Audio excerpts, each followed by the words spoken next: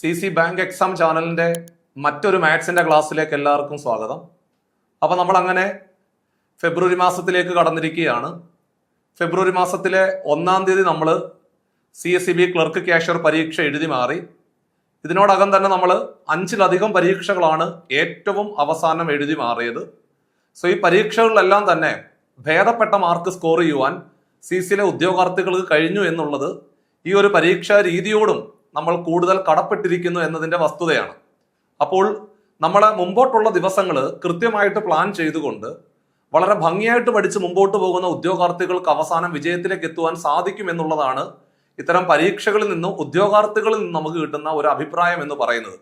അപ്പൊ അതുകൊണ്ട് മകളെ, നിങ്ങൾ ഈ ഒരു പരീക്ഷയ്ക്ക് തയ്യാറെടുക്കുന്ന സമയത്ത് നമ്മൾ ചിലപ്പോൾ ചില പരീക്ഷകളിലൊക്കെ ഒരല്പം മാർക്ക് കുറവായെന്ന് വരാം. അങ്ങനെയൊക്കെയാണ്. പ്രതിസന്ധികളിൽ വീണു പോകാതെ അവിടെ നിന്നും പിടിച്ചെഴുന്നേറ്റുകൊണ്ട് പതിയെ പതിയെ മുമ്പോട്ട് നടന്നു നീങ്ങിയവർക്ക് മാത്രമേ അവസാനം വിജയത്തിലേക്ക് എത്താൻ സാധിച്ചിട്ടുള്ളൂ. അപ്പൊ അതുകൊണ്ട് നിങ്ങളുടെ മുമ്പിൽ വരുന്ന ജീവിത പ്രതിസന്ധികൾ എന്തു തന്നെയാണെങ്കിലും സ്വാഭാവികമായിട്ടും സാമ്പത്തിക ബുദ്ധിമുട്ടുകളാകാം, അല്ലെങ്കിൽ ശാരീരികമായിട്ടുള്ള ബുദ്ധിമുട്ടുകളാകാം, അല്ലെങ്കിൽ മാനസികമായിട്ടുള്ള ബുദ്ധിമുട്ടുകളിൽ പെട്ട് നമ്മൾ ഇരുന്നു പോകാതെ, ആ പ്രതിസന്ധികളിൽ വീണ് നമ്മൾ ഇരുന്നു പോകാതെ പതിയെ എഴുന്നേറ്റ് നിന്ന് മുമ്പോട്ട് നടന്നു നീങ്ങുക. നമ്മുടെ ലക്ഷ്യം എന്ന് പറയുന്നത് 2026-2027 നമ്മുടെ പ്രൊഫൈല് ഒരു സഹകരണ ബാങ്കിൽ ജോലിക്കാരനാകുക എന്നുള്ളതാണ്. അതിനു വേണ്ടിയിട്ട് വളരെ ആത്മാർത്ഥമായിട്ട് പ്രവർത്തിച്ചുകൊണ്ട് നിങ്ങളുടെ കർമ്മ മേഖല കൂടുതൽ ഊർജ്ജസ്വലമാക്കുക എന്നുള്ളതാണ് നിങ്ങൾ ഇനിയുള്ള ദിവസങ്ങൾ ചെയ്യേണ്ടത്. ആദ്യമേ ഇപ്പൊ ഇവിടെ ഈ ഒരു ഘട്ടഘട്ട പരീക്ഷകൾ തുടങ്ങുന്നത് നിങ്ങൾക്ക് ഓരോരുത്തർക്കും അറിയാം. 2025 ഡിസംബർ 29-ാം തീയതി ആയിരുന്നു. അന്ന് പരീക്ഷ എഴുതിയ ഒരുപാട് പേർക്ക് 50-ൽ താഴെ മാത്രമേ മാർക്കുള്ളായിരുന്നു.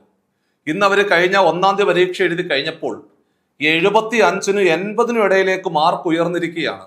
എന്ന് പറഞ്ഞാൽ ആ 30-ൽ നിന്നും 75-80-ലേക്ക് മാർക്ക് ഉയർത്തിയ ഉദ്യോഗാർത്ഥികളുടെ പാറ്റേൺ എന്ന് പറഞ്ഞു കഴിഞ്ഞാല് അവർ പ്രതീക്ഷ കൈവിടാതെ വളരെ ആത്മാർത്ഥമായിട്ട് പഠിച്ചുകൊണ്ട് മുമ്പോട്ട് പോയതിന്റെ റിസൾട്ടാണ് നിങ്ങൾ ഇപ്പോൾ കാണുന്ന 75-80 എന്ന് പറയുന്നത്. അപ്പൊ അതുകൊണ്ട് നിങ്ങളും പരീക്ഷ എഴുതുമ്പോൾ ഈ ഒരു പരീക്ഷയിൽ ഒരു 35 മാർക്കായി, 40-ആയി, 45-ആയി അങ്ങനെ പടിപടിയായിട്ട് നമ്മൾ ഉയർത്തിക്കൊണ്ട് വന്ന് 2026-2027 കൂടി നിങ്ങൾ സഹകരണ ബാങ്കിലേക്ക് എത്തപ്പെടുക എന്നുള്ള നിങ്ങളുടെ ആ ഒരു ആഗ്രഹമുണ്ടല്ലോ, അത് സാധ്യമാക്കി എടുക്കേണ്ടത് ഏറ്റവും അത്യാവശ്യമാണ്.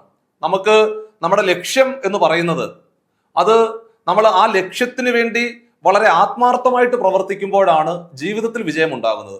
ജീവിതത്തിൽ വിജയിച്ചെങ്കിൽ മാത്രമേ നമ്മൾ ജീവിക്കുന്നത് കൊണ്ടും അർത്ഥമുണ്ടാകുന്നുള്ളൂ. അപ്പൊ അതുകൊണ്ട് വലിയ പ്രതീക്ഷയോടുകൂടി നിങ്ങൾ ഓരോ ദിവസങ്ങൾ കൃത്യമായിട്ട് പ്ലാൻ ചെയ്തുകൊണ്ട് പഠിച്ചു മുമ്പോട്ട് പോവുക എന്നുള്ളതാണ് ചെയ്യേണ്ടത്.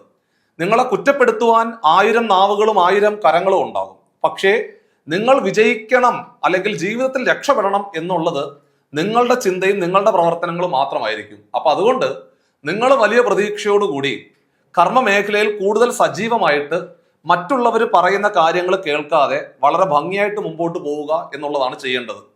സോ അപ്പൊ നമ്മൾ ഫെബ്രുവരി മാസത്തിലെ 1-ാം തീയതി നടന്ന ക്ലർക്ക് ക്യാഷ്യർ പരീക്ഷയ്ക്ക് ചോദിച്ച മാത്സിലെ 10 ചോദ്യങ്ങൾ ഡീറ്റെയിൽഡ് ആയിട്ട് ക്ലാസ്സിൽ പരിചയപ്പെടുത്താം. മക്കളെ, 1-ാമത്തെ ക്വസ്റ്റ്യൻ എന്ന് പറയുന്നത് കോഡിങ്ങുമായിട്ട് ബന്ധപ്പെട്ട ചോദ്യമായിരുന്നു. ഇത് ഉദ്യോഗാർത്ഥികൾക്കിടയിൽ മൊത്തത്തിൽ ബുദ്ധിമുട്ടുണ്ടാക്കിയ ഒരു ചോദ്യമാണ്. ഇതിന്റെ ആൻസർ കിട്ടിയില്ലെങ്കിലും കുഴപ്പമില്ല എന്ന് മാത്രമേ എനിക്ക് പറയാനുള്ളൂ. ബാക്കിയുള്ള 9 ചോദ്യങ്ങൾ നിങ്ങൾക്ക് ആൻസർ കിട്ടുമായിരുന്നു. കോഡിങ്ങിന്റെ ചോദ്യം ഒരു അല്പം നമ്മളെ വട്ടം കറക്കിയ ഒരു ക്വസ്റ്റ്യൻ ആയിരുന്നു. എന്നിരുന്നാലും എങ്ങനെയാണ് അതിന്റെ ആൻസറിലേക്ക് എത്തപ്പെടേണ്ടത് എന്ന് ഞാനൊന്ന് പറയാം. ഈ ഒരു ഐഡിയ അടുത്തടുത്ത പരീക്ഷകളിൽ നിങ്ങൾ പ്രയോഗിക്കാൻ വേണ്ടിയിട്ടാണ്. ഹ്യൂമാനിറ്റി എന്ന് പറയുന്നത് COWJAVKP എന്ന് കോഡ് ചെയ്തിട്ടുണ്ടെങ്കിൽ ഇവിടെ കുഞ്ഞുങ്ങളെ ഇക്വേഷൻ എന്ന് പറയുന്ന ആ ഒരു വാക്ക് എങ്ങനെയാണ് കോഡ് ചെയ്യേണ്ടത് എന്നാണ് ചോദിച്ചിരിക്കുന്നത്. അപ്പൊ നിങ്ങൾ അവിടെ നോക്കുന്ന സമയത്ത് ഈ ഹ്യൂമാനിറ്റി എന്ന് പറയുന്ന വാക്കുണ്ടല്ലോ, ഹ്യൂമാനിറ്റി നോക്കിക്കോണേ. ഇത് നമ്മൾ പെട്ടെന്ന് പറഞ്ഞ് അവസാനിപ്പിക്കാം. ആദ്യം ചെയ്യേണ്ടത് ഓരോ അക്ഷരത്തിന്റെ കൂടെ 2 വീതം കൂട്ടണം. എടാ കുഞ്ഞുങ്ങളെ, ഓരോ അക്ഷരത്തിന്റെ കൂടെ 2 വീതം കൂട്ടിയാൽ HIJ എന്ന് വരും. STUVW എന്ന് വരും. M കഴിഞ്ഞാൽ NO എന്ന് വരും. എ കഴിയുമ്പോൾ ബി സി എന്ന് വന്നു, എൻ ഒ പി വന്നു, ഐ ജെ കെ വന്നു, ടി യു വി വന്നു, W S T U V, W X Y Z എന്ന് വന്നു. ഇനി ആ സാധനം കോഡ് ചെയ്തിരിക്കുന്നത് ആദ്യത്തെ 4 അക്ഷരം നിങ്ങൾ റിവേഴ്സ് ഓർഡറിൽ എഴുതണം. അതായത് ബാക്കിൽ നിന്ന് മുമ്പോട്ട് എഴുതണം. സി ഒ ഡബ്ല്യു ജെ, ഇതും അതുപോലെ തന്നെ എ വി കെ പി. ആ സാധനമാണ് നിങ്ങൾക്ക് അവിടെ മുകളിൽ കാണാൻ സാധിക്കുന്നത്. അങ്ങനാണെങ്കിൽ എഡ്യൂക്കേഷൻ എന്ന് പറയുന്ന വാക്കിലേക്ക് നമ്മൾ പോകുമ്പോൾ ഈ കഴിഞ്ഞിട്ട് 2 അക്ഷരം ഇ എഫ് ജി. അപ്പൊ ആദ്യം വരുന്നത് ജി ആണെന്ന് മനസ്സിലായി. G. Q Q R S, S എന്ന് പറയുന്ന അക്ഷരം രണ്ടാമത് വരും. T U V W, W എന്ന് പറയുന്ന അക്ഷരമാണ് അടുത്തതായിട്ട് വരുന്നത്. എ കഴിഞ്ഞാൽ ബി സി എന്ന് പറയുന്ന അക്ഷരം വരും. ടി യു വി എന്ന് പറയുന്ന അക്ഷരം വരുന്നു. ഐ ജെ കെ എന്ന് പറയുന്ന അക്ഷരമേ വരുന്നുള്ളൂ. M N O P Q, Q വരുന്നു. എൻ ഒ പി, പി ആണ് ഏറ്റവും അവസാനം വരുന്നത്. എന്നിട്ട് നിങ്ങൾ ചെയ്യേണ്ടത് ആദ്യത്തെ 4 അക്ഷരം നിങ്ങൾ റിവേഴ്സ് ഓർഡറിൽ എഴുതണം. അപ്പൊ സ്വാഭാവികമായിട്ടും സി ഡബ്ല്യു എസ് ജി, അതേപോലെ ഇതും അതുപോലെ റിവേഴ്സ് ഓർഡറിലെ പി ക്യു കെ വി എന്ന് വരും. സോ ഇങ്ങനെ ഓപ്ഷൻ ബി ആയിരുന്നു അതിന്റെ ശരിയായിട്ടുള്ള ഉത്തരം എന്ന് പറയുന്നത്. കുറച്ച് കോംപ്ലിക്കേറ്റഡ് ആയിട്ടുള്ള ഒരു ചോദ്യമാണ് ഈ ഒരു ആദ്യ ക്വസ്റ്റ്യനകത്ത് നമ്മൾ കണ്ടത്. അതായത് ഓരോ അക്ഷരങ്ങളുടെ കൂടെ നിങ്ങൾ 2 വീതം കൂട്ടിക്കിട്ടുന്ന ആ ഒരു അക്ഷരങ്ങളെ പിന്നീട് ആദ്യത്തെ 4 അക്ഷരത്തിനെ റിവേഴ്സ് ഓർഡറിൽ എഴുതുമ്പോഴാണ് ചോദ്യകർത്താവ് ഉദ്ദേശിച്ച കോഡിങ്ങിലേക്ക് നമുക്ക് എത്താൻ സാധിക്കുന്നത്. സ്വാഭാവികമായിട്ടും ഈ ഒരു ചോദ്യത്തിന് ഉത്തരം നിങ്ങൾക്ക് കിട്ടിയില്ലെങ്കിലും കുഴപ്പമില്ല, കാരണം അത്രമേൽ കോംപ്ലിക്കേഷൻ വരുത്തിയ ഒരു ചോദ്യമായിരുന്നു. നമുക്ക് രണ്ടാമത്തെ ക്വസ്റ്റ്യനിലേക്ക് പോവാം. മക്കളെ, 35 + 48 എന്ന് പറയുന്ന 60 ആണ്. എടാ 23ഉം 34ഉം കൂടെ കൂട്ടിയാൽ 36 ആണ്. 15ഉം 25ഉം കൂടെ കൂട്ടിയാൽ 39. 14ഉം 21ഉം കൂടെ കൂട്ടിയാൽ ആൻസർ എത്ര എന്നാണ് ചോദ്യം. ഈ ഒരു ചോദ്യവും നിങ്ങളെ ഒരു പരിധി വരെ ബുദ്ധിമുട്ടിപ്പിച്ചിട്ടുണ്ടാകുമെന്നാണ് ഞാൻ മനസ്സിലാക്കുന്നത്. കാരണം ഇത് പല രീതിയിൽ ചിന്തിക്കുമ്പോഴും പെട്ടെന്ന് നമുക്ക് ആൻസറിലേക്ക് എത്താൻ പറ്റിയെന്ന് വരത്തില്ല. പക്ഷെ എന്നിരുന്നാലും നിങ്ങൾ ഡിജിറ്റ്സിന്റെ സം എടുക്കുമ്പോൾ ആൻസറിലേക്ക് എത്താൻ പറ്റുന്ന ഒരു സാഹചര്യത്തിലേക്ക് വരും. അതാണ്ട് ഡിജിറ്റ്സ് എല്ലാം കൂടെ കൂട്ടി നോക്കണം, അക്കങ്ങളെല്ലാം കൂടെ കൂട്ടി നോക്കുക. 35 3ഉം 5ഉം കൂടെ കൂട്ടിയാൽ 8 ആണല്ലോ. 8ഉം 4ഉം കൂടെ കൂട്ടിയാൽ 12. അതായത് ഡിജിറ്റ്സ് എല്ലാം കൂടെ കൂട്ടി 3ഉം 5ഉം കൂടെ കൂട്ടിയാൽ 8, 4ഉം 8ഉം കൂടെ കൂട്ടിയാൽ 12. അല്ലെങ്കിൽ മൊത്തത്തിൽ അങ്ങ് കൂട്ടിയാലും മതി, അതായിരിക്കും കുറച്ചും കൂടി എളുപ്പം. 3ഉം 5ഉം കൂടെ കൂട്ടിയാൽ 8, 8ഉം 4ഉം 12, 12ഉം 8ഉം 20 എന്ന് വരും. ആ 20 എന്ന് പറയുന്നത് 60 ആകണമെങ്കിൽ സ്വാഭാവികമായിട്ടും 3 കൊണ്ട് ഗുണിച്ചാൽ പോരേടാ. അപ്പോൾ അക്കങ്ങളുടെ തുകയെ, ഡിജിറ്റ്സിന്റെ സമ്മിനെ 3 കൊണ്ട് ഗുണിക്കുമ്പോൾ ആ ഒരു സംഭവം റെഡിയായി. അപ്പോൾ 23 + 34, 2 3ഉം കൂടെ കൂട്ടിയാൽ 5 ആണ്. 5 3 8 ആണ്. 8 4 12. ആ 12നെ നമ്മൾ ഇതുപോലെ തന്നെ 3 കൊണ്ട് ഗുണിച്ചു. 12 3 36 കറക്റ്റായിട്ട് നമ്മുടെ മുമ്പിലേക്ക് എത്തി. അങ്ങനെയാണെങ്കിൽ 15ഉം 25ഉം കൂടെ ഒന്ന് ടെസ്റ്റ് അടിക്കാം. 15 എന്ന് പറഞ്ഞാൽ 1ഉം 5ഉം കൂടെ കൂട്ടിയാൽ 6 ആണ്. 6ഉം 2ഉം 8ഉം 5ഉം 13 വരും. ആ 13നെ നിങ്ങൾ 3 കൊണ്ട് ഗുണിച്ചു കഴിഞ്ഞാൽ 39ലേക്ക് നമ്മൾ എത്തിച്ചേർന്നിരിക്കുകയാണ്. അങ്ങനെയാണെങ്കിൽ 14ഉം 21ഉം കൂടെ കൂട്ടണം. എടാ കുഞ്ഞുങ്ങളെ, 14ഉം 21ഉം കൂടെ കൂട്ടുക. 1ഉം 4ഉം കൂടെ കൂട്ടിയാൽ 5, 5ഉം 2ഉം 7 ആണ്. 7ഉം 1ഉം 8 ആണ്. 8നെ 3 കൊണ്ട് ഗുണിച്ചാൽ 8 × 3 24, 24 ഓപ്ഷൻ ബി ആയിരുന്നു അതിന്റെ ശരിയായിട്ടുള്ള ഉത്തരം. ചെയ്ത പരിപാടി ഇത്രയേ ഉള്ളൂ. അതായത് അക്കങ്ങളുടെ തുക എടുക്കുക, അതായത് ചുമ്മാ ഡിജിറ്റ്സ് എല്ലാം കൂടെ കൂട്ടുക. ആ ഫൈനലായിട്ട് കിട്ടുന്ന ഉത്തരത്തിന് നിങ്ങൾ സിമ്പിൾ ആയിട്ട് 3 കൊണ്ട് ഗുണിച്ചാൽ ഉത്തരത്തിലേക്ക് നമ്മൾ എത്തിച്ചേരുകയാണ് ചെയ്യുന്നത്. അങ്ങനെ ആ ഒരു ചോദ്യം കൂടെ പറഞ്ഞ് അവിടെ അവസാനിപ്പിച്ചിരിക്കുകയാണ്. അടുത്തത്, if you add 70 to 1/8 of A number you get 100. So what is the number എന്നാണ് ചോദ്യം. അതായത് ഒന്നുമില്ലടാ, മലയാളത്തിൽ പറഞ്ഞാൽ മാത്സ് ഒക്കെ ഭയങ്കര എളുപ്പമാണ്, നമുക്ക് മാത്സ് ഒക്കെ പെട്ടെന്ന് പടപടാന്ന് കിട്ടും. റീസണിങ് വരുമ്പോഴാണ് സമയം പോകുന്നത്. ഇഫ് യു ആഡ് 70, നിങ്ങൾ ആഡ് ചെയ്യണം, 70 ആഡ് ചെയ്യണം ടു 1/8 ഓഫ് എ നമ്പർ. ഒരു സംഖ്യയുടെ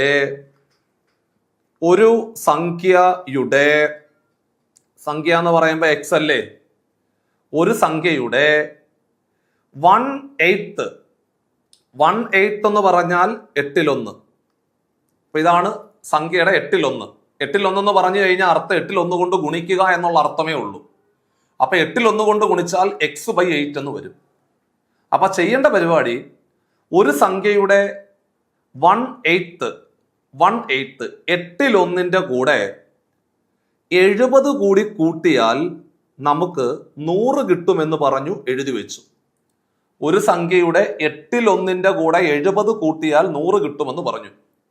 മക്കളെ, ദാണ്ടേ എക്സിന്റെ വില എത്രടാ കുഞ്ഞുങ്ങളെ എന്നാണ് ചോദ്യം. ഈ കിടക്കുന്ന +70 എടുത്ത് അപ്പുറത്തേക്ക് തട്ടിയാൽ മൈനസ് ആയി. അപ്പോൾ സ്വാഭാവികമായിട്ടും 100 - 70 30 വരും. ഇനി ഇവിടെ ഹരിച്ചുകൊണ്ടിരിക്കുന്ന 8 കൂടെ നമ്മൾ വലത്തോട്ട് തട്ടുവാണെങ്കിൽ ഗുണനമായിട്ട് മാറും. അപ്പോൾ 30 × 8 എന്ന് പറയുന്നത് 3 × 8 24 240. അതായത് ഓപ്ഷൻ ബി ആയിരുന്നു അതിന്റെ ശരിയായിട്ടുള്ള ഉത്തരം എന്ന് പറയുന്നത്. ഈ ഒരു ചോദ്യം നിങ്ങൾക്കൊരു 10 സെക്കൻഡ് കൊണ്ട് ആൻസറിലേക്ക് എത്താൻ സാധിച്ചു എന്നുള്ള കാര്യം ഉറപ്പാണ്. വളരെ സിമ്പിൾ ചോദ്യമാണ് ക്ലാസ്സിൽ പറഞ്ഞ് അവസാനിപ്പിച്ചത്. അടുത്തത് വീണ്ടും ഒരു വേർഡ് അനലോഗി, സമാന ബന്ധം എന്ന് പറയുന്ന ഭാഗത്തു നിന്നുള്ള മറ്റൊരു ചോദ്യമാണ്. മാർക്ക് എന്ന് പറയുന്നത് PDUN എന്ന് പറയുന്ന രീതിയിൽ ഈ സമാന ബന്ധം അനലോഗി ആയിട്ട് ബന്ധപ്പെടുത്തി SCOR എന്ന് പറയുന്നത് അതിന് തുല്യമായിട്ടുള്ള അനലോഗി ഏതാണെന്നാണ് ചോദ്യം. ഒന്നുമില്ല, വളരെ എളുപ്പമാണ്. ഇതാണ്ടേ, മാർക്ക് MARK, അത് PDUN എന്നുള്ള രീതിയിലാണ് അത് കോഡ് ചെയ്തിരിക്കുന്നത്. നോക്കിക്കോണേ, MP ആകണമെങ്കിൽ NOP 3 അക്ഷരം കൂട്ടിയാൽ മതി, അല്ലെങ്കിൽ 3 കൂട്ടിയാൽ മതി. AD ആകണമെങ്കിൽ BCD 3 കൂട്ടിയാൽ മതി. RU ആകണമെങ്കിൽ STU 3 കൂട്ടിയാൽ മതി എന്നുള്ള കാര്യം കൺഫേം ആയി. അപ്പൊ ഓരോ അക്ഷരത്തിന്റെ കൂടെ 3 വീതം കൂട്ടിയാൽ മതി. അങ്ങനാണെങ്കിൽ SCORന്റെ കൂടെ 3 കൂട്ടിയാൽ, നിങ്ങൾ കൂടുതൽ കാട് കയറി ചിന്തിക്കേണ്ട ആവശ്യം വരുന്നില്ല. അവിടെ SCORന്റെ കൂടെ 3 കൂട്ടുക, എസിന്റെ കൂടെ 3 കൂട്ടിയാൽ STUV. ഉത്തരത്തിന്റെ തുടക്കം V ആണെന്ന് മനസ്സിലായി. എടാ കുഞ്ഞുങ്ങളെ, പിന്നെ നിങ്ങൾ ചെയ്യേണ്ടത് സിയുടെ കൂടെ 3 കൂട്ടുക, CDEF. അപ്പോ അടുത്ത അക്ഷരം എന്ന് പറയുന്നത് F ആണെന്ന് മനസ്സിലായി. ഓടെ കൂടെ 3 കൂട്ടുക, MNO. PQR, അടുത്ത അക്ഷരം വരുന്നത് R ആണ്. ആറിന്റെ കൂടെ 3 കൂട്ടുക, RSTU. അടുത്തത് U. അപ്പോൾ VFRU എന്ന് പറയുന്ന ഓപ്ഷൻ സി ആയിരുന്നു അതിന്റെ ശരിയായിട്ടുള്ള ഉത്തരം എന്ന് പറയുന്നത്. വളരെ സിമ്പിൾ ആയിട്ട് നമുക്ക് പറഞ്ഞ് അവസാനിപ്പിക്കാൻ പറ്റിയ ക്വസ്റ്റ്യൻ ആയിരുന്നു അത്. അടുത്തത്, A bicycle wheel travels a distance of 32 meters when it rotates 10 times. ഇതാണ് ചോദ്യം, ഇതാണ് പറഞ്ഞിരിക്കുന്നത്. So how many times does it have to rotate a travel a distance of 4 kilometer? അതായത് ചോദ്യകർത്താവ് പറയുന്നത് ഒരു വീല് 32 മീറ്റർ കറങ്ങുവാൻ 10 തവണ എന്ത് ചെയ്യണം? റൊട്ടേറ്റ് ചെയ്യണം. അപ്പോൾ 32 മീറ്ററിന് 10 തവണ. എടാ 32 മീറ്ററിന് 10 തവണ. കണ്ടോ? അങ്ങനെ അങ്ങോട്ട് എഴുതണം. 32 മീറ്ററിന് 10 തവണ. 4 കിലോമീറ്ററിന് എത്ര തവണ? ഒരെണ്ണം മീറ്റർ, ഒരെണ്ണം കിലോമീറ്ററോ? അപ്പൊ യൂണിറ്റ് സെയിം ആക്കണ്ടേ? കിലോമീറ്ററിനെ മീറ്റർ ആക്കാൻ 1000 കൊണ്ട് ഗുണിക്കുക. 4 കിലോമീറ്റർ എന്ന് പറഞ്ഞാൽ 4 × 1000, 4000 മീറ്റർ കറങ്ങാൻ. 4000 മീറ്റർ കറങ്ങാൻ എത്ര തവണ റൊട്ടേറ്റ് ചെയ്യണം? 32 മീറ്ററിന് 10, 4000ത്തിന് എത്ര? ക്രോസ് ചെയ്താൽ മതി. ക്രോസ് ചെയ്യുക, ക്രോസ് ചെയ്യുക, ക്രോസ് ചെയ്യുക. 2 എണ്ണം ഉള്ളത് ഗുണിക്കുക. 2 എണ്ണം ഉള്ളത് 4000 10. ഒരെണ്ണം ഉള്ളത് ഹരിക്കുക. ഒരെണ്ണം ഉള്ളത് 32. ഇനി നമുക്ക് വെട്ടാം. ഇതാണ്ടേ, സിമ്പിൾ ആയിട്ട് ഈ കിടക്കുന്ന 4ഉം ഈ കിടക്കുന്ന 32ഉം കൂടെ ഒറ്റയടിക്ക് 4 കൊണ്ട് വെട്ടിക്കൂടെ? 4 8 32 അല്ലേ? അപ്പൊ മുകളിൽ സിമ്പിൾ ആയിട്ട് നിങ്ങൾക്ക് 1000 എന്ന് വന്നില്ലടാ. ഇനി നമുക്ക് താഴെ മേളിൽ കിടക്കുന്ന 10ഉം താഴെ കിടക്കുന്ന 8ഉം കൂടെ 2 കൊണ്ട് വെട്ടാം. I 2 10, 4 2 8 എന്ന് വരും. താഴെ കിടക്കുന്ന 4 മേളിൽ കിടക്കുന്ന 100ഉം കൂടെ 4 കൊണ്ട് വെട്ടുമ്പോൾ 25 4 100 250 വരും. 250നെ 5 കൊണ്ട് ഗുണിച്ചാൽ 25 5 125. 125ന്റെ കൂടെ ഒരു 0 കൂടെ ചേർത്താൽ 1250 വരും. Simple question. 32 മീറ്ററിന് 10 തവണ 4000 മീറ്ററിന് എത്ര? Simple question.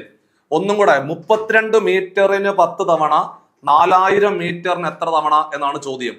അടുത്ത ചോദ്യം എന്ന് പറയുന്നത്, how many 7s are there in the given sequence of numbers that are not immediately preceded by 8 but are immediately followed by 4 എന്നാണ് പറയുന്നത്. വളരെ നമ്മൾ എപ്പോഴും കാണുന്ന ക്വസ്റ്റ്യൻ ആണ്, സ്ഥിരം ചോദ്യമാണ്. CSEB-യുടെ സ്ഥിരമായിട്ട് പരീക്ഷകളിൽ മാത്രം കാണുന്ന ഒരു ചോദ്യം.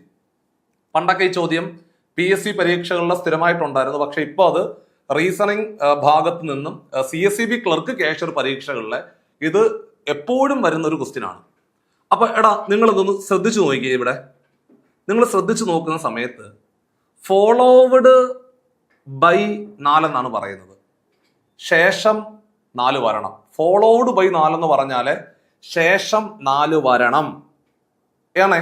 പിന്നെ അവര് പറയുന്നത് മുമ്പ് 8 വരാൻ പാടില്ല എന്നാണ് പറയുന്നത്. അപ്പൊ 7ന് ശേഷം വരേണ്ടത് 4 ആണല്ലോ. അപ്പൊ അങ്ങനെയുള്ളത് പിടിക്കുക. 74 എന്നുള്ള ഭാഗങ്ങളൊക്കെ പിടിക്കുക. ഇതാണ്ടേ, 74കൾ എവിടെങ്കിലും വരുന്നുണ്ടോ എന്ന് നോക്കിയേ. ഇതൊക്കെ 78ആണ്. ഇതാണ്ട് ഇവിടെ ഒരു 74 കിടപ്പുണ്ട്. കണ്ടോ? 74കൾ 7ലേക്ക് ഫോക്കസ് ചെയ്യുക. 74കൾ പിടിക്കുക. കണ്ടോ? 74കൾ മാത്രം പിടിക്കണം. കണ്ടോ? 74കൾ മൊത്തത്തിൽ 4 എണ്ണമേ ഉള്ളൂ. ഇനി ആ 74ലെ 7ന് മുമ്പ് 8 വരാൻ പാടില്ല. 8 വരാൻ പാടില്ല. അപ്പൊ 8 വരാൻ പാടില്ല. കണ്ടോ? ഇവിടെ 974 അല്ലേ? അപ്പോൾ നമുക്കവിടെ 8 വന്നിട്ടില്ലല്ലോ. ഇല്ല. അപ്പൊ അത് ഓക്കെയാണ്. ഒരെണ്ണം ഓക്കെയാണ്, സെറ്റാണേ. അടുത്തത് ഇതാണ്ടേ, 574. 574 കുഴപ്പമില്ലല്ലോ, കാരണം മുമ്പ് 8 അല്ല. അപ്പൊ അത് ഓക്കെയാണ്. അടുത്തത് 874. മക്കളെ, 874 പ്രശ്നമാണ്. കാരണം മുമ്പ് 8 ആണ്. അങ്ങനെ അത് വരാൻ പാടില്ല. അപ്പൊ ആ 874 കളയണം. പിന്നെ വരുന്നത് 274ലെ 7ന് മുമ്പ് 2 ആണ് വരുന്നത്. കുഴപ്പമില്ല, അതും എടുക്കാം. അപ്പൊ ചുരുക്കി പറഞ്ഞാല് മൊത്തത്തില് 3 എണ്ണമാണ് വരുന്നത്. ഏതൊക്കെയാണ്? 974. അത് കഴിഞ്ഞാൽ പിന്നെ വരുന്നതെന്ന് പറഞ്ഞു കഴിഞ്ഞാല് 574 ഉണ്ട്. പിന്നെ വരുന്നത് 274 ആണ്. ഈ 3 എണ്ണമാണ്. ശേഷം 4 ഫോളോവഡ് ബൈ 4 എന്ന് പറഞ്ഞ ആ ഫോളോവഡ് എന്ന് പറഞ്ഞ ശേഷം, ഫോളോവഡ് ബൈ 4 എന്ന് പറഞ്ഞ ശേഷം 4 വരണം. അത് മാത്രം ആലോചിച്ചാൽ മതി. പ്രിസീഡഡ് മുമ്പ് 8 വരാൻ പാടില്ല എന്നാണ് പറയുന്നത്. അപ്പൊ 874 അങ്ങ് കളയുക. 874 എടുക്കാൻ പാടില്ല, അത്രേ ഉള്ളൂ. Simple question. അപ്പൊ ഉത്തരം 3 ആണ്. ഇതെല്ലാവർക്കും കിട്ടിക്കാണും. ഞാൻ കഴിഞ്ഞ പരീക്ഷയ്ക്ക് ഇത് ചോദിച്ച ക്വസ്റ്റ്യൻ ആണ്. ഫസ്റ്റ് കിടക്കുന്ന നമ്പറിന്റെ ഡബിൾ എടുക്കുക, ദെൻ 2 കൂട്ടുക. സിമ്പിൾ. ഇത് പലതവണയായി ഇപ്പം തന്നെ കണ്ടോ. ഇത് നിങ്ങൾ ക്വസ്റ്റ്യൻ കണ്ടപ്പോഴേ എന്തായാലും കഴിഞ്ഞ പരീക്ഷയുടെ ചോദ്യങ്ങൾ വർക്കൗട്ട് ചെയ്ത് പോയവൻ ഉറപ്പായിട്ടും അടിച്ചു കാണും. കണ്ടോ, 2 6 മാറി. 2നെ 2 കൊണ്ട് ഗുണിച്ചാൽ 4, 4ന്റെ കൂടെ 2 കൂട്ടിയാൽ 6. കണ്ടോ, 2 2 4, 4 2 6. 6 × 2 12, 12ന്റെ കൂടെ 2 കൂട്ടിയാൽ 14. 14നെ 2 കൊണ്ട് ഗുണിച്ചാൽ 28, 28ന്റെ കൂടെ 2 കൂട്ടിയാൽ 30. 30നെ 2 കൊണ്ട് ഗുണിച്ചാൽ 60, 60ന്റെ കൂടെ 2 കൂട്ടിയാൽ 62. 62നെ 2 കൊണ്ട് ഗുണിച്ചാൽ 124, 124ന്റെ കൂടെ 2 കൂട്ടിയാൽ 126. 126നെ 2 കൊണ്ട് ഗുണിച്ചാൽ 252, 252ന്റെ കൂടെ 2 കൂട്ടിയാൽ 254. Option B is the right answer എന്ന് പറഞ്ഞ് അവസാനിപ്പിക്കാൻ സാധിച്ചു. തൊട്ട് മുമ്പ് കിടക്കുന്ന സംഖ്യയുടെ ഡബിൾ എടുക്കുക, 2 കൂട്ടുക. So simple. അങ്ങനാണെങ്കിൽ ടൈം ആൻഡ് വർക്കിനകത്ത് ഞാൻ കഴിഞ്ഞതിന് മുമ്പത്തെ പരീക്ഷയ്ക്ക് ചോദിച്ച അതേ ചോദ്യം കണ്ടോ. സമയം വന്നു കഴിഞ്ഞാല് രണ്ടാമത്തെ ചെയിൻ റൂൾ ആണ് ഉപയോഗിക്കേണ്ടത് എന്ന് പലതവണ പറഞ്ഞു തന്നില്ലേ? അതായത് രണ്ടാമത്തെ ചെയിൻ റൂൾ എന്ന് പറഞ്ഞാൽ M1 D1 T1 is equal to M2 D2 T2 ആണ് റൂള്. പലതവണ പറഞ്ഞിട്ടുള്ളതാണ്. നമുക്ക് ആകെ 4 ചെയിൻ റൂളാണ് പഠിക്കാനുള്ളത്. M1 D1 is equal to M2 D2, M1 D1 T1 is equal to M2 D2 T2, E1 D1 is equal to E2 D2, M1 D1 T1 by W1 is equal to M2 D2 T2 by W2. അങ്ങനെ വളരെ പ്രധാനപ്പെട്ട 4 chain റൂളുകളാണ് പഠിക്കാനുള്ളത്. ഇനി M1 എന്ന് പറഞ്ഞ ആളുകളുടെ എണ്ണമാണ്. ആളുകളുടെ എണ്ണം 20. D1 ദിവസങ്ങളാണ്. ദിവസം തന്നിട്ടുണ്ട് 30. T1 സമയം 4 മണിക്കൂർ എഴുതി വെച്ചു. M1ന്റെ വില 20 ആണ്. 20 ആളുകൾ. D1 ദിവസങ്ങളുടെ എണ്ണം 30. T1 സമയം 4 മണിക്കൂർ എഴുതി വെച്ചു. M2 എന്ന് പറഞ്ഞ ആളുകളുടെ എണ്ണം 15 ആണ്. D2 കണ്ടുപിടിക്കണം. ദിവസങ്ങളുടെ എണ്ണമാണ് കണ്ടുപിടിക്കേണ്ടത്. T2 സമയം 5 മണിക്കൂറാണ്. 5 എഴുതി വെച്ചു. കണ്ടോ, 20 ആളുകൾ 30 ദിവസം കൊണ്ട് പണി പൂർത്തീകരിക്കും. ഒരു ദിവസം ചെയ്യുന്ന സമയം 4 മണിക്കൂർ. 15 ആളുകൾ 5 മണിക്കൂർ. ദിവസങ്ങളുടെ എണ്ണം എത്ര? സോ D2 കണ്ടുപിടിക്കുക. 15 5 കൂടെ ഗുണിച്ചുകൊണ്ടിരിക്കുന്നു. എടുത്ത് പുറത്തോട്ട് തട്ടിക്കൂ. ഗുണനം ഹരണമായിട്ട് മാറും. 15 × 5. 5ന്റെ 6ാമത്തെ മൾട്ടിപ്പിൾ ആണ് 30. അതേപോലെ 6ന്റെ വെട്ടാൻ പറ്റത്തില്ല, അതവിടെ വിടുക. അല്ല, 6ഉം 15 കൂടെ വെട്ടിക്കോ. 3 കൊണ്ട് വെട്ടിക്കൂ. 2 3 6, I 3 15. 5ന്റെ 4ാമത്തെ മൾട്ടിപ്പിൾ ആണ് 20. 4ഉം 2ഉം കൂടെ ഗുണിച്ചാൽ 8, 8ഉം 4ഉം കൂടെ ഗുണിച്ചാൽ 32. Option B is the right answer. ഉപയോഗിച്ച rule M1 D1 T1 is equal to M2 D2 T2 എന്ന് പറയുന്ന നല്ല ഒരു ചെയിൻ റൂൾ ആണ് നമ്മൾ ഉപയോഗിച്ചത്. അപ്പോൾ ക്വസ്റ്റ്യൻ പേപ്പറിനകത്ത് ടൈം ആൻഡ് വർക്കുമായിട്ട് ബന്ധപ്പെട്ടുകൊണ്ട് ഒരു ചോദ്യം പരീക്ഷയ്ക്ക് ചോദിച്ചു കഴിഞ്ഞാൽ ആ ക്വസ്റ്റ്യൻ വായിച്ചു നോക്കുമ്പോൾ അവിടെ സമയം എടുത്തു പറയുന്നുണ്ടെങ്കിൽ അത് നമ്മുടെ രണ്ടാമത്തെ ചെയിൻ റൂൾ ആണെന്ന് ഓർത്തിരുന്നാൽ മതി. M1 D1 T1 is equal to M2 D2 T2 എന്ന് പറയുന്ന ആ ഒരു ചെയിൻ റൂൾ ആണ് നമ്മൾ അവിടെ ഉപയോഗിക്കേണ്ടത്. സോ ഈ ക്വസ്റ്റ്യൻ പേപ്പറിലെ അവസാനത്തെ ചോദ്യത്തിലേക്ക് നമ്മൾ കാലെടുത്ത് വെക്കുകയാണ്. If a person runs at speed 15 km/h and crosses a bridge in 5 minutes, what is the length of the bridge? പലതവണ ക്ലാസ്സിൽ പഠിപ്പിച്ച ക്വസ്റ്റ്യൻ ആണിത്. ഉറപ്പായിട്ടും കിട്ടിക്കാണും. പലതവണ ക്ലാസ്സിൽ പഠിപ്പിക്കുന്നതാണ്. Speed is equal to distance by time. Speed is equal to distance by time. Speed തന്നിട്ടുണ്ട്, ചോദ്യകർത്താവ് തന്നിട്ടുണ്ട്. 15 km/h ആണ്. km/hനെ m/s ആക്കാൻ 5/18 കൊണ്ട് ഗുണിച്ചു. പിന്നെ ഇവിടെ ഡിസ്റ്റൻസ് എന്ന് പറയുന്നത് ആ ബ്രിഡ്ജിന്റെ നീളമാണ്. കാരണം ആ ബ്രിഡ്ജാണ് നമുക്ക് കവർ ചെയ്ത് പോകേണ്ടത്. സോ ബ്രിഡ്ജിന്റെ നീളമാണ് കണ്ടുപിടിക്കേണ്ടത്. അറിയില്ല, അത് x എന്ന് എടുക്കുക. സമയം എന്ന് പറയുന്നത് 5 മിനിറ്റ് ആണ്. മിനിറ്റിനെ സെക്കൻഡ് ആക്കണം, കാരണം സ്പീഡ് നമ്മൾ മീറ്റർ പെർ സെക്കൻഡിലേക്ക് മാറ്റി. അപ്പോൾ ഓട്ടോമാറ്റിക്കായിട്ട് സമയം സെക്കൻഡിലേക്ക് മാറ്റണം. 5 മിനിറ്റ് എന്ന് പറയുന്നത് മിനിറ്റിനെ സെക്കൻഡ് ആക്കാൻ 60 കൊണ്ട് ഗുണിക്കുക. 5നെ 60 കൊണ്ട് ഗുണിച്ചാൽ 5 × 60 300 വരും. കണ്ടോ, 5നെ 60 കൊണ്ട് ഗുണിച്ചാൽ 300 എന്ന് വരും. ഇനി നമുക്ക് പതിയെ വെട്ടാം. ഇതാണ്ടേ, പതിയെ വെട്ടുമ്പോൾ നിങ്ങൾക്ക് 18ഉം ഈ കിടക്കുന്ന 15ഉം കൂടെ സിമ്പിളായിട്ട് 3 കൊണ്ട് വെട്ടാം.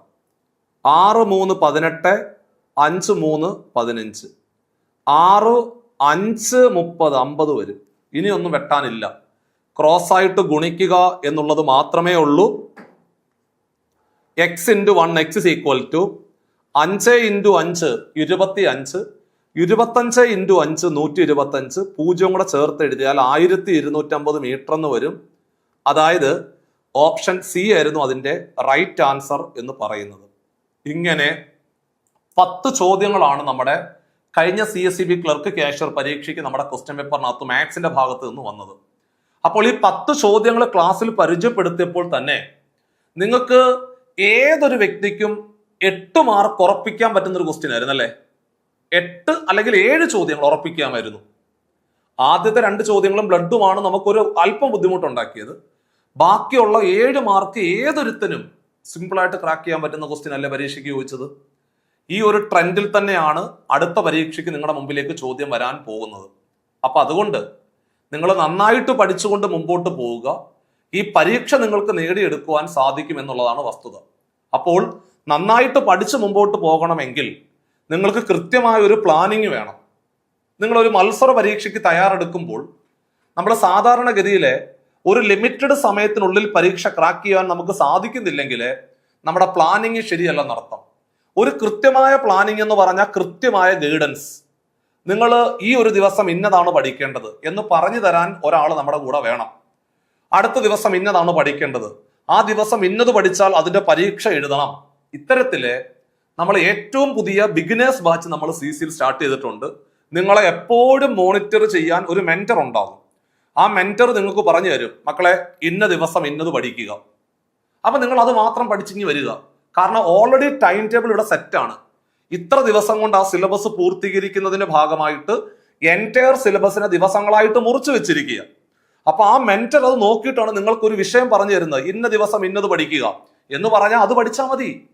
അത് കഴിയുമ്പോൾ നിങ്ങൾ അത് പഠിച്ചു കഴിയുമ്പോൾ അത് പറയും, ഇന്ന പരീക്ഷ എഴുതുക, അതിന്റെ നോട്ട് ഇന്നതാണ് എന്നതുൾപ്പെടെയുള്ള കംപ്ലീറ്റ് കാര്യങ്ങൾ നിങ്ങൾക്ക് ഒരു മെന്ററിന്റെ സഹായത്തോടു കൂടി ഈ ഒരു പരീക്ഷ നല്ല രീതിയിൽ ക്രാക്ക് ചെയ്യുവാൻ സാധിക്കും. അപ്പോൾ ഏറ്റവും പുതിയ ബിഗിനേഴ്സ് ബാച്ചിലേക്ക് ജോയിൻ ചെയ്തുകൊണ്ട് ഈ മത്സര പരീക്ഷയ്ക്ക് നന്നായിട്ട് പ്രിപ്പയർ ചെയ്ത് മുമ്പോട്ട് പോകുന്ന ഉദ്യോഗാർത്ഥികൾക്ക് ആദ്യമേ ഒരല്പം പരാജയം ഏറ്റുവാങ്ങുമെങ്കിലും അവസാനം നിങ്ങൾക്ക് വിജയിക്കുവാൻ സാധിക്കും. സോ അതിനുവേണ്ടി നിങ്ങൾ ബോർഡ് നമ്പറിൽ കോൺടാക്ട് ചെയ്തുകൊണ്ട് ഏറ്റവും പുതിയ ബാച്ചിലേക്ക് ജോയിൻ ചെയ്തുകൊണ്ട് ഭംഗിയായിട്ട് പഠിച്ചുകൊണ്ട് ഒരു 4-5 മാസം കൊണ്ട് നിങ്ങൾക്ക് ഈ പരീക്ഷ ക്രാക്ക് ചെയ്യുവാൻ സാധിക്കും. സോ അത്തരത്തിലെ എല്ലാ സാധ്യതകളും പരമാവധി പ്രയോജനപ്പെടുത്തിക്കൊണ്ട് നിങ്ങൾ നടന്നു നീങ്ങുക. 2026-2027 കാലഘട്ടം നിങ്ങൾക്ക് സഹകരണ ബാങ്കിൽ ജോലി കിട്ടിയ പരീക്ഷ എഴുതിയ വർഷമായിട്ട് നിങ്ങളുടെ ജീവിത ചരിത്രം രേഖപ്പെടുത്തട്ടെ എന്ന് വളരെ ആത്മാർത്ഥമായിട്ട് പ്രാർത്ഥിച്ചുകൊണ്ട് നമ്മുടെ ഇന്നത്തെ ഈ ഒരു മാത്സിന്റെ സെഷൻ ഇവിടെ അവസാനിപ്പിക്കുകയാണ്. നിങ്ങളുടെ എല്ലാ സജഷൻസും തീർച്ചയായിട്ടും കമന്റ് ബോക്സിൽ നിങ്ങൾ ടൈപ്പ് ചെയ്യുക. മറ്റൊരു യൂസ്ഫുൾ സെഷനുമായിട്ട് നമുക്ക് വീണ്ടും കാണാം.